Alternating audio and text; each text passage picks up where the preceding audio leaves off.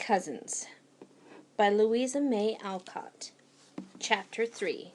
Uncles.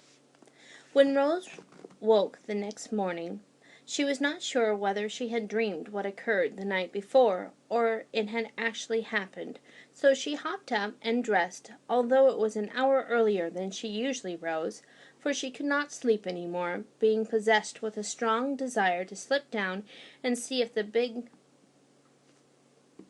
portmanteau and packing cases were really in the hall. She seemed to remember tumbling over them when she went to bed, for the aunts had sent her off very punctually, because they wanted their pet nephew all to themselves. The sun was shining, and Rose opened her window to let in the soft May air fresh from the sea. As she leaned over her little balcony, watching an early bird get the worm, and wondering how she would like Uncle Alec, she saw a man leap the garden wall and come whistling up the path. At first she thought it was some trespasser, but a second look showed her that it was her uncle returning from an early dip into the sea. She had hardly dared to look at him the night before, because whenever she tried to do so, she always found a pair of keen blue eyes looking at her. Now she could take a good stare at him as he lingered along, looking about him as if glad to see the old place again. A brown, breezy man, in a blue jacket with no hat on the curly head, which he shook now and then like a water-dog, broad-shouldered, alert in his motions, and with a general air of strength and stability about him, which pleased Rose, though she could not explain the feeling of comfort it gave her. She had just said to herself with a sense of relief, "I guess I shall like him, though he looks as if he's made people mind," when he lifted his eyes to examine the budding horse-chestnut overhead, and saw her eager face peering down at him. He waved his hand to her, nodded, and called out in a bluff, cheery voice, "You are on deck early, little niece." "I got up to see if you had really come, uncle." "Did you?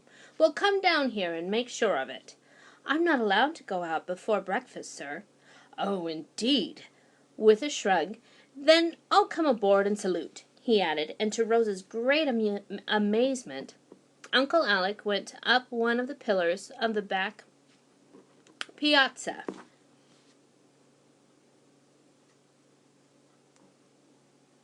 Hand over hand, stepped across the roof, and swung himself into her balcony, saying as he landed on the wide balustrade, "Have you any doubts about me now, ma'am?"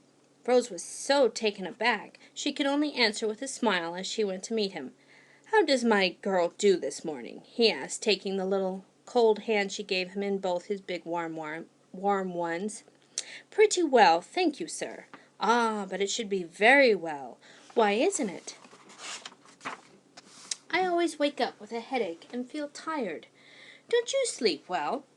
"I lie awake a long time, and then I dream, and my sleep does not seem to rest me much." "What do you do all day?" "Oh, I read and sew a little, and take naps, and sit with Auntie." "No running about out of doors, or housework, or writing, hey?" "Aunt Plenty says I'm not strong enough for much exercise. I drive out with her sometimes, but I don't care for it." "I'm not surprised at that," said Uncle Alec, half to himself, adding in his quick way, "Who have you had to play with?" "No one but Annabel Bliss, and she was such a goose. I couldn't bear her. The boys came yesterday, and seemed rather nice, but of course I couldn't play with them." "Why not?" "I'm too old to play with boys." "Not a bit of it. That's just what you need, for you've been mollycoddled too much. They are good lads, and you'll be mixed up with them more or less for years to come, so you may as well be friends and playmates at once. I will look you up some girls also, if I can find a sensible one who is not spoiled by her nonsensical education." "Phoebe is sensible, I'm sure, and I like her, though I only saw her yesterday," cried Rose, waking up suddenly. "And who is Phoebe, if you please?" Rose eagerly told all she knew, and Uncle Alec listened with an odd smile lurking about his mouth, though his eyes were quite sober as he watched the face before him. "I'm glad to see that you are not aristocratic in your tastes, but I don't quite make out why you like this young lady from the poorhouse." You may laugh at me, but I do.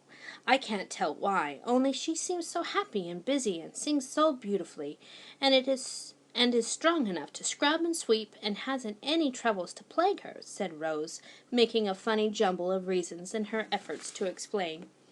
"How do you know that?" "Oh, I was telling her about mine, and asked if she had any, and she said, 'No, only I'd like to go to school, and I mean to some day.' So she doesn't call desertion, poverty, and hard work troubles. She's a brave little girl, and I shall be proud to know her." And Uncle Alec gave an approving nod that made Rose wish she had been the one to earn it. "But what are these troubles of yours, child?" he asked after a minute of silence. "Please don't ask me, Uncle. Can't you tell them to me as well as to Phoebe?" Something in his tone made Rose feel that it would be better to speak out and be done with it, so she answered with a sudden color and averted eyes. "The greatest one was losing dear papa." As she said that, Uncle Alec's arm came gently round her, and he drew her to him, saying in the voice so like papa's, "That is the trouble which I cannot cure, my child, but I shall try to make you feel it less. What else, dear?" "I am so tired and poorly all the time, I can't do anything I want to, and it makes me cross," sighed Rose, rubbing the aching head like a fretful child. "That we can cure, and we will," said her uncle, with a decided nod that made the curls bob on his head so that Rose saw the gray ones underneath the brown. "Aunt Myra says I have no constitution, never shall be strong," observed Rose in a pensive tone, as if it was rather a nice thing to be an invalid. "Aunt Myra is an excellent woman, but it is her hobby to believe that everyone is tottering on the brink of the grave, and upon my life I believe she is offended if people don't fall into it. We shall show her how to make constitutions and turn pale-faced little ghosts into rosy, hearty girls. That's my business, you know," he added more quietly, for his sudden outburst had rather startled Rose. "I had forgotten you were a doctor. I'm glad of it, for I do want to be well, only I hope you won't give me much medicine, for I've taken quarts already, and it does me no good." As she spoke, Rose pointed to a little table just inside the window on which appeared a regiment of bottles. "Aha! Now we'll see what mischiefs these blessed women have been at." And making a long arm, Dr. Alec set the bottles on the wide railing before him, examined each carefully, smiled over some, frowned over others, and said as he put down the last, "Now I'll show you the best way to take these messes." And as quick as a flash he sent one after another smashing down into the posy beds below. "But Aunt Plenty won't like it, and Aunt Myra will be angry, for she sent most of them," cried Rose, half frightened and half pleased at such energetic measures. "You are my patient now, and I'll take the responsibility. My way of giving physic is evidently the best, for you look better already," he said, laughing so infectiously that Rose followed suit, saying saucily, "If I don't like your medicines any better than those, I shall throw them into the garden, and then what will you do?" "When I prescribe such rubbish, I'll give you leave to pitch it overboard as soon as you like. Now what is the next trouble?" "I hoped you would forget to ask." "But how can I help you if I don't know them? Come, let us have number 3. It is very wrong, I suppose, but I do sometimes wish I had not quite so many aunts. They are all very good to me, and I want to please them, but they are so different. I feel sort of pulled to pieces among them," said Rose, trying to express the emotions of a stray chicken with 6 hens all clucking over it at once. Uncle Alec threw back his head and laughed like a boy, for he could entirely understand how the good ladies had each put in her oar and tried to paddle her own way, to the great disturbance of the waters and the entire bewilderment of poor Rose. "I intend to try a course of uncles now, and see how that suits your constitution. I'm going to have you all to myself, and no one is going to give a word of advice unless I ask it. There is no other way to keep order aboard, and I am captain of this little craft, for a time at least. What comes next?" But Rose stuck there and grew so red her uncle guessed what the trouble was. "I don't think I can tell this one. It wouldn't be polite, and I feel pretty sure that it isn't going to be a trouble any more." As she blushed and stammered over these words, Dr. Alec turned his eyes away to the distant sea, and said so seriously, so tenderly, that she felt every word and long remembered them, "My child, I don't expect you to love and trust me all at once, but I do want you to believe that I shall give my whole heart to this new duty, and if I make mistakes, as I probably shall, no one will grieve over them more bitterly than I. It is my fault that I am a stranger to you, when I want to be your best friend. That is one of my mistakes, and I never repented more deeply than I do now. Your father and I had a trouble once, and I thought I never could forgive him, so I kept away for years. Thank God we made it all up the last time I saw him, and he told me that if he was forced to leave her, he should bequeath his little girl to me as a token of his love. I can't fill his place, but I shall try to be a father to her, and if she learns to love me half as well as she did the good one she has lost, I shall be a proud and happy man. Will she believe this and try?"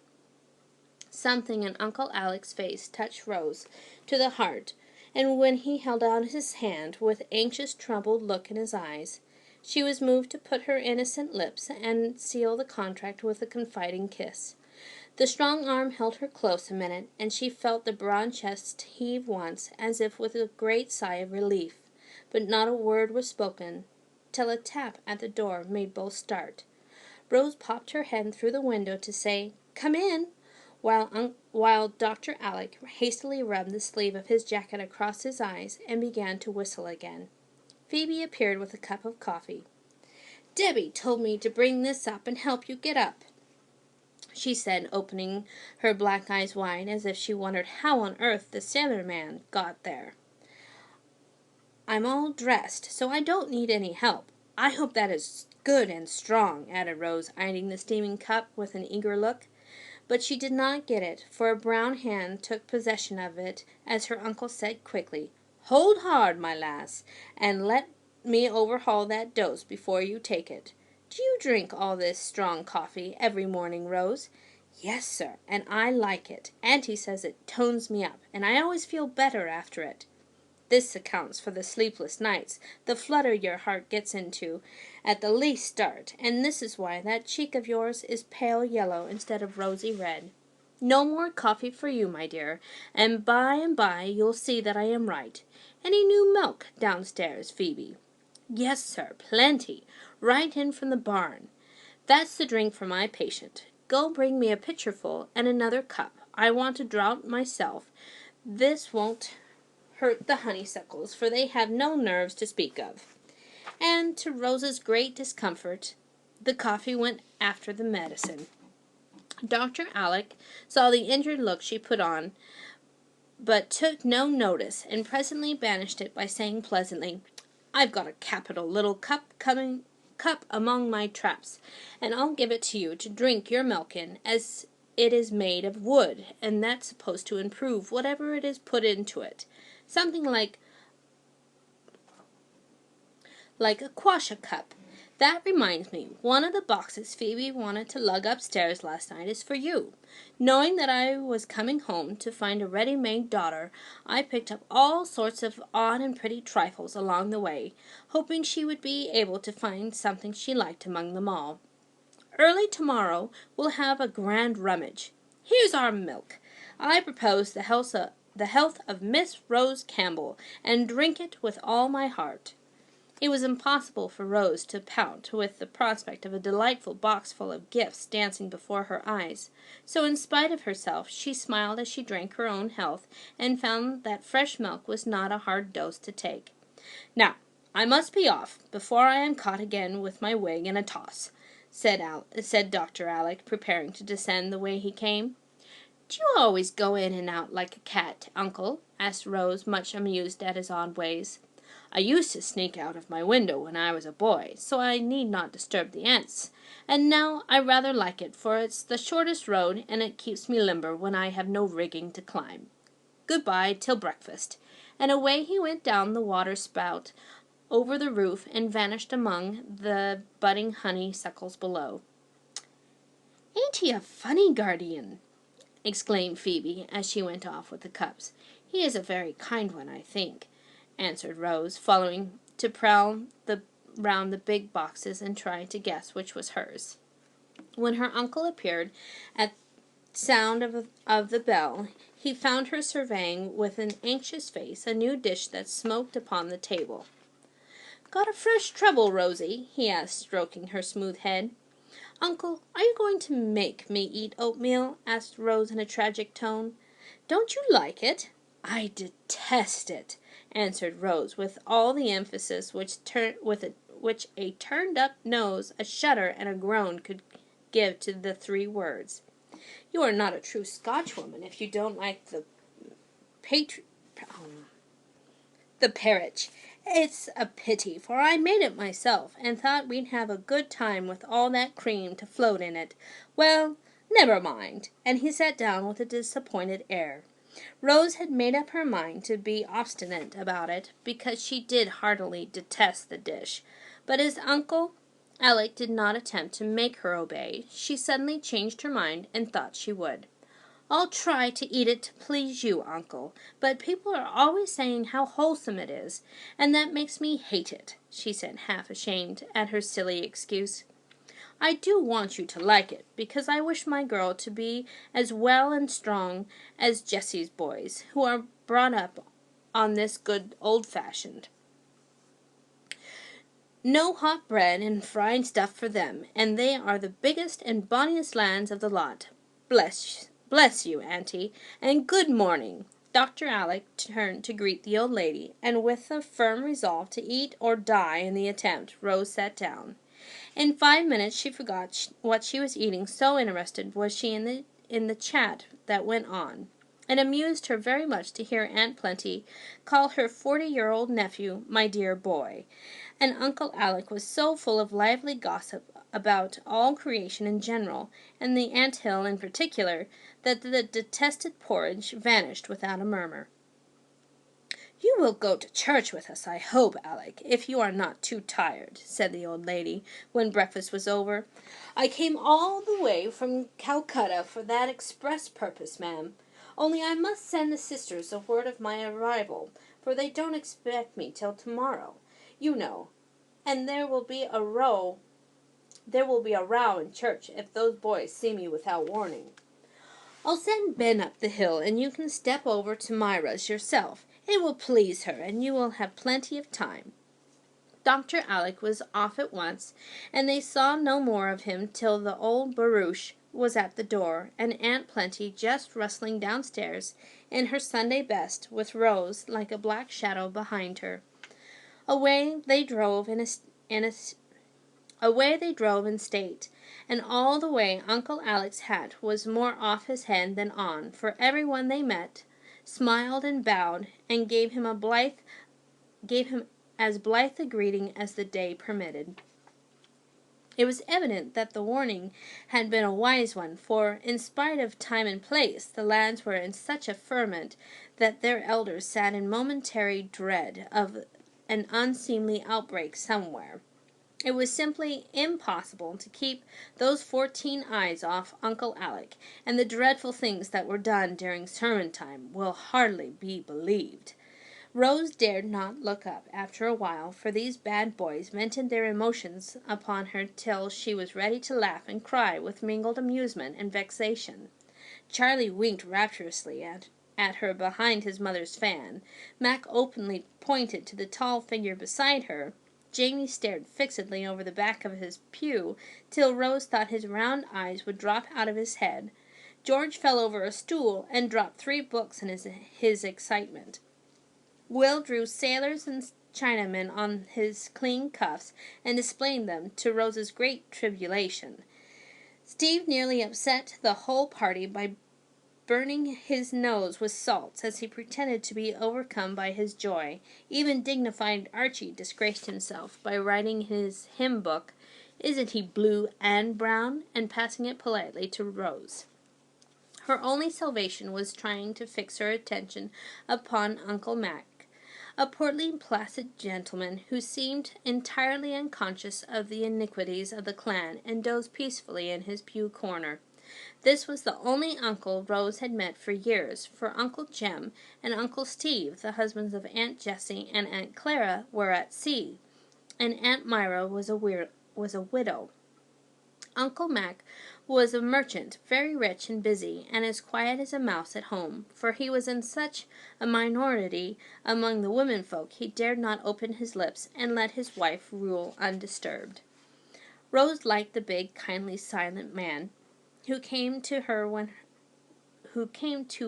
Papa died, was always sending her splendid boxes of goodies at school, and often invited her to his great warehouse, full of teas and spices, wines, and all sorts of foreign fruits, there to eat and carry away whatever she liked. She had secretly regretted that he was not to be her guardian, but since she had seen Uncle Alec, she felt better about it, for she did not particularly admire Aunt Jane. When church was over, Dr. Alec got into the porch as quickly as possible, and there the young bears had a hug all around while the sisters shook hands and welcomed him with bright faces and glad hearts. Rose was nearly crushed flat behind a door in that dangerous passage from pew to porch, but Uncle Mac rescued her and put her into the carriage for safe keeping.